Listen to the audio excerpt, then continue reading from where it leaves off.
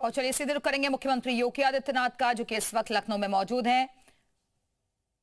ये मंच की तस्वीरें आपको दिखा रहे हैं, लखनऊ की तस्वीरें हैं। वंदे मातरम के 150 वर्ष पूरे होने के मौके पर ये विशेष आयोजन रखा गया है। 1875 में आज ही के दिन इसकी रचना हुई थी। देश के लिए गौरव का पल है।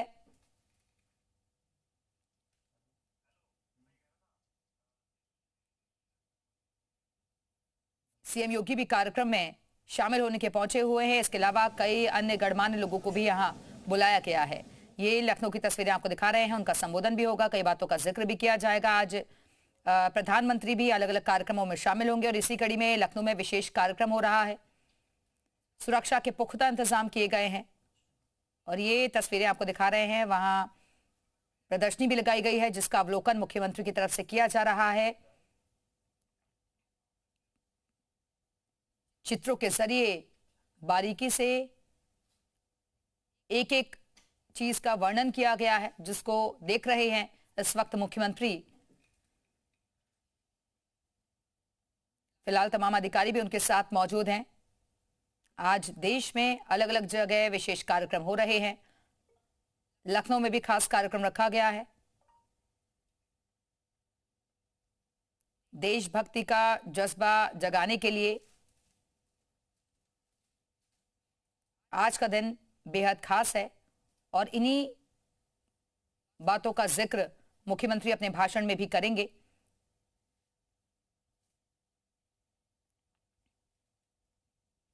ये दो तस्वीरें आप देख रहे हैं। स्वदेशी का संकल्प कार्यक्रम का यह आयोजन है, जिसमें मेक इन इंडिया पर विशेष जोर रहेगा।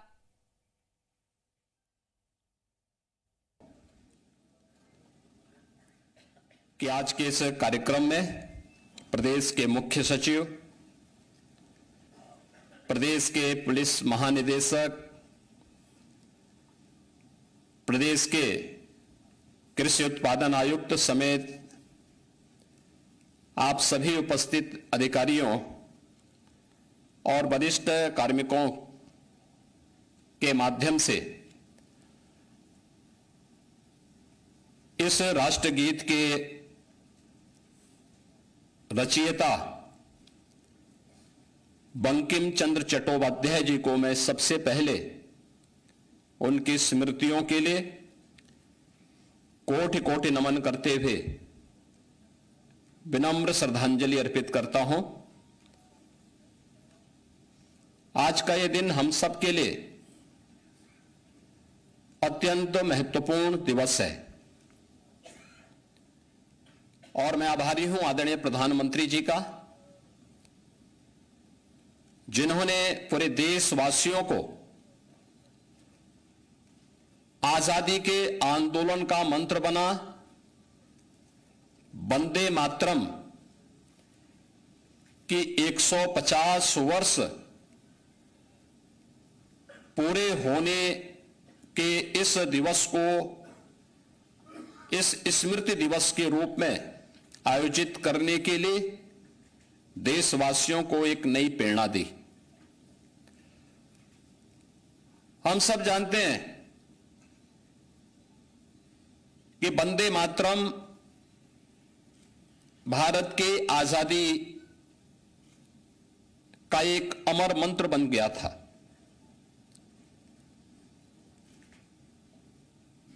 उस दौरान विदेशी हुकूमत के द्वारा दी जाने वाली अनेक यातनाओं और प्रताड़नाओं की परवाह के बगैर हर भारत का नागरिक और खास तौर पर जो हमारा स्वतंत्रता संग्राम सेनानी था, क्रांतिकारी था, वह वंदे मातरम के इस गीत के साथ गांव गांव में, नगर नगर में प्रभात फेरी के माध्यम से भारत की सामूहिक चेतना के जागरण के इस अभियान के साथ जुड़ चुका था। सैकड़ों वर्षों से दबी हुई वे भावनाएं जो स्वयं आत्मबोध के भाव से मंत्रमुग्ध होकर के केवल गुलामी की उन बेड़ियों के बारे में भले ही अंतःकरण से पीड़ा झेल रहा हो, लेकिन स्वयं अपने सुख चैन के लिए वह देश को गुलामी की इन बेड़ियों के साथ जकड़े रहने के लिए सामूहिक चेतना का जागरण करने में विफल होता हुआ दिखाई दे रहा था। आपके सामने कुछ उससे जुड़े हुए उदाहरण भी हैं। आपने देखा होगा, अगर आप 100 वर्ष पूर्व जब देश के अंदर आई महामारी के दौरान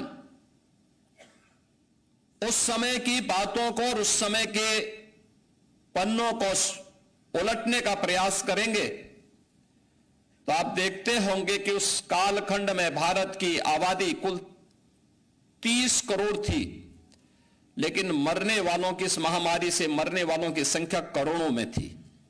गांव के गांव साफ हो गए थे। स्वतंत्र भारत है, कोविड जैसी महामारी जो दुनिया की अब तक की सबसे बड़ी महामारी के रूप में जिसका संक्रमण पूरी दुनिया ने झेला है, इस महामारी के दौरान आपने देखा होगा कैसा शासन, कैसा प्रशासन अपनी जान की परवाह के बगैर अल्प वेतन भोगी कर्म कार्मिक भी प्रत्येक के मन में एक ही भाव था कि हमें हर हाल में इस बीमारी को नियंत्रित करना है, बीमारी के समाधान का रास्ता निकालना है, क्योंकि उस प्रकार की एक नेतृत्व जो भारत और भारतीयता के बारे में, अपने नागरिकों के बारे में एक संवेदनशील तरीके से सोच सकता हो, उस प्रकार के भावनाओं से उत्प्रोत हो, उसका परिणाम भी हम सबके सामने आया था। 1875 में रचा गया यह गीत कैसे देश के अंदर आजादी के मंत्र को आगे बढ़ाने में सफल हुआ, यह किसी से छुपा हुआ नहीं, यह केवल एक आजादी का गीत नहीं रहा। इसमें किसी एक व्यक्ति, किसी जाति, किसी मत, किसी मजहब, किसी क्षेत्र या किसी भाषा को लेकर के,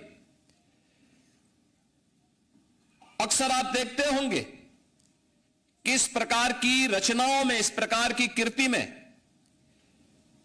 किसी एक वर्ग विशेष को महिमामंडन करने का प्रयास रहता है, लेकिन वंदे मातरम इस पूरे गीत में अगर आप देखेंगे, जो संस्कृत और बांग्ला की सामूहिक अभिव्यक्ति को भले ही प्रदर्शित करता हो, लेकिन इस संपूर्ण भारत को एक राष्ट्र माता के भाव के साथ जोड़ने का एक ऐसा अमर गीत बन गया जिसने भारत की शाश्वत अभिव्यक्ति को देशवासियों के सामने प्रस्तुत किया था।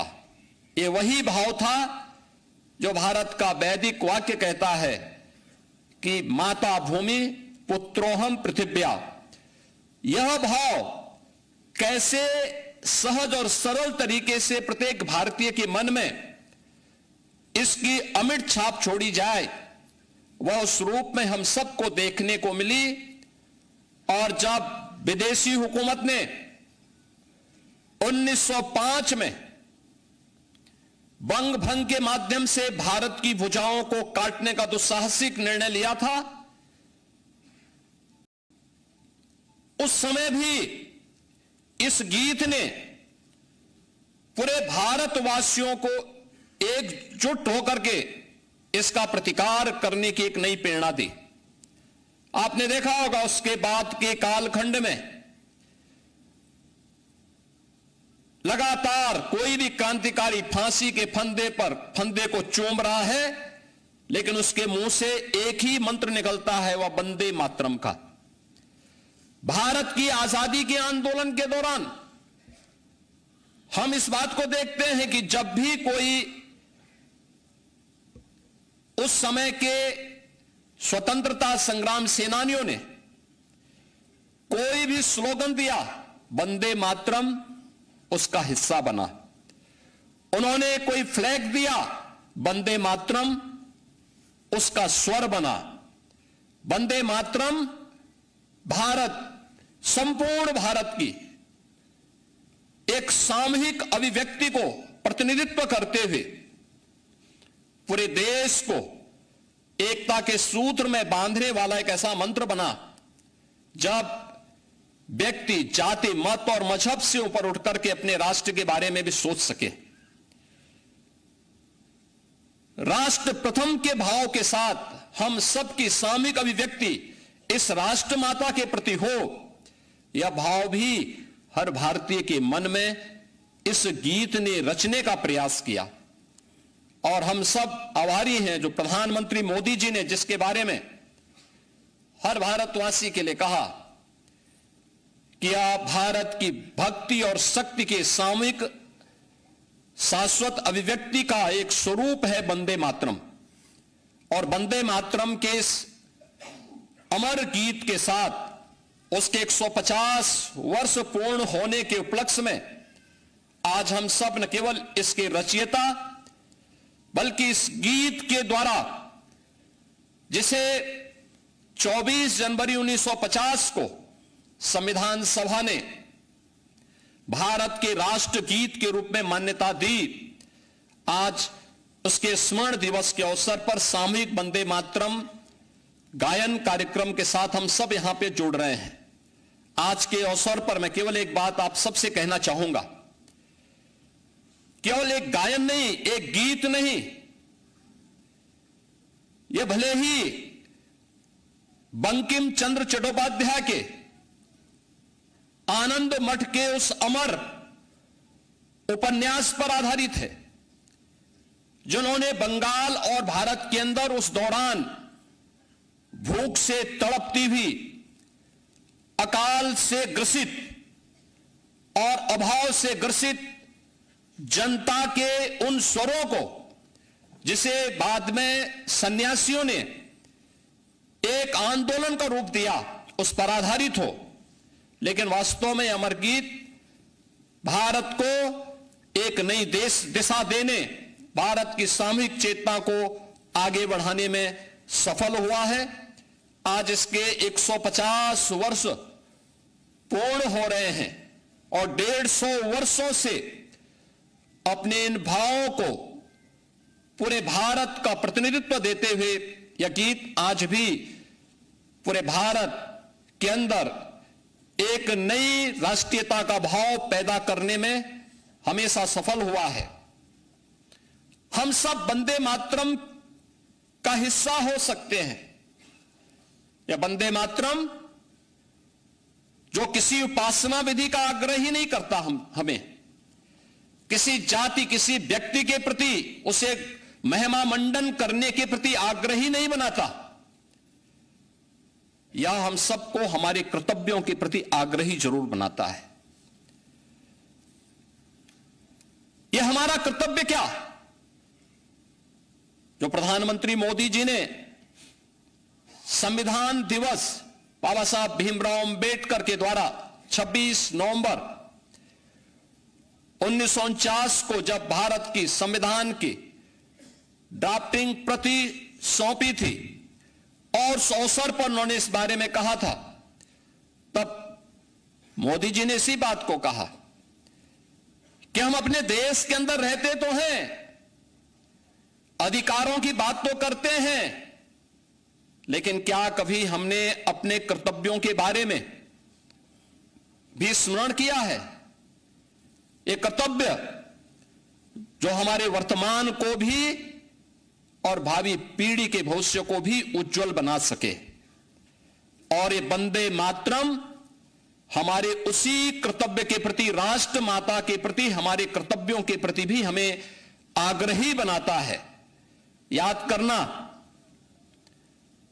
जब एक शिक्षक अपने छात्र को संस्कारवान बनाता है, जब एक जवान विपरीत परिस्थितियों का सामना करते हुए भी सर्दी गर्मी की परवाह के बगैर भी देश की सीमाओं की रक्षा करने के लिए अडिग खड़ा होता है। मैंने विपरीत परिस्थितियों की बात इसलिए कही कि सियाचिन ग्लेशियर में जो जवान खड़ा होगा वहां पे टेम्परेचर -40 तक होगा, लेकिन मई जून में राजस्थान के रेगिस्तान में जो जवान भारत की सीमाओं की रक्षा कर रहा होगा वहां पे 55 डिग्री टेम्परेचर में भी वह व्यक्ति गर्मी की परवाह के बगैर लगातार सीमाओं की सुरक्षा के लिए जूझता है। जब एक जवान सही मन से अपने देश की सीमाओं की सुरक्षा करता है, जब एक किसान अपनी खेती की उर्वरता को मजबूती के साथ आगे बढ़ाते हुए देश के लोग नागरिकों के लिए अन्न उत्पादन करता है, और जब भारत का हर नागरिक स्वार्थ से ऊपर उठ करके अपने कर्तव्यों के मार्ग पर आगे बढ़ता है, तो सही मायने में वह वंदे मातरम का ही गान कर रहा होता है। और यही वंदे मातरम के प्रति हम सबका दायित्व बनता है, यही हमारा वंदे मातरम है। आज के इस अवसर पर मैं एक बार फिर से वंदे मातरम के जैसे अमर गीत के रचयिता बंकिम चंद्र चट्टोपाध्याय को उनकी इस अमर कृति के लिए प्रदेशवासियों की ओर से कोटि कोटि नमन करते हुए विनम्र श्रद्धांजलि अर्पित करता हूं। और आप सबसे इस बारे में आग्रह करूंगा कि उत्तर प्रदेश पिछले 8 वर्ष में जिन ऊंचाइयों की ओर अग्रसर हुआ है, यह हमारे कर्तव्यों की ही एक अभिव्यक्ति है। और यह उस अभिव्यक्ति को आगे बढ़ाने के लिए जो वंदे मातरम के माध्यम से हमारे पूर्वजों ने हमें दिया था, उन सब के प्रति हम सब की विनम्र श्रद्धांजलि भी है। मैं आज के इस अवसर पर एक बार फिर से पूरे प्रदेश वासियों को वंदे मातरम के 150 वर्ष पूर्ण होने पर आयोजित इस स्मृति महोत्सव के कार्यक्रम में हृदय से बधाई देता हूं, और इस कृति के अमर रचयिता बंकिम चंद्र चट्टोपाध्याय को विनम्र श्रद्धांजलि अर्पित करता हूं। धन्यवाद। जय हिंद।